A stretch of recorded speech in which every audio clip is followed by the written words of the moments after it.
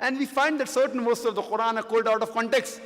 And one of the most famous verses of the Qur'an, in which the critics they try and say that, oh, Qur'an says wherever you find a non-Muslim, you kill him.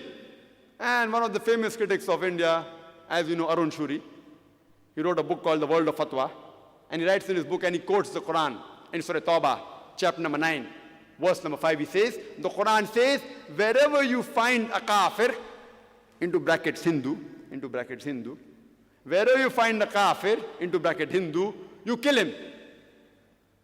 You wait for him in every stratagem of war. So imagine if a common Hindu, an innocent Hindu reads this, oh, Quran says that wherever you find a Hindu, kill him, then immediately there will be a reaction. He will start going against Islam. So the problem is that selected few people, for their own ulterior motives, because of their writing, then he wrote the book, The World of Fatwa, and he quotes the same verse which has been quoted by Orientalists, Surah Tawbah, chapter number 9, verse number 5, giving reference. After verse number 5, he jumps to verse number 7 directly. Any intelligent person will know why. Because verse number 6 has the key, the reply to his allegation. In context, if you read Surah Tawbah, chapter number 9, the first few verses speaks about a peace treaty between the Muslims and the mushriks of Makkah. This peace treaty was unilaterally broken by the mushriks of Makkah.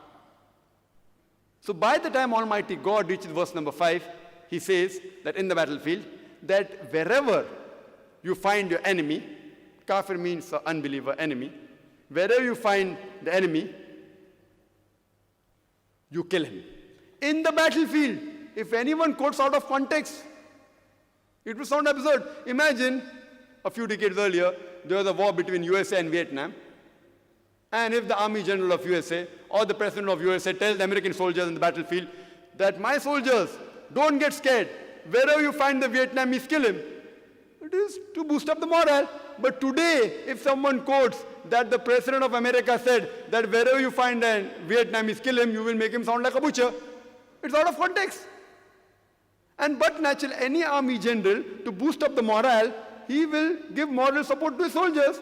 So similarly, when Almighty God says in the Quran to the believers that when the enemies come to kill you, don't get scared, you kill them. So what's harm in it? And the next verse, verse number 6 says that if the unbelievers, if they seek asylum, it does not say let them go. It says if they seek asylum, if they seek peace, escort them to a place of security so that they may hear the word of Allah.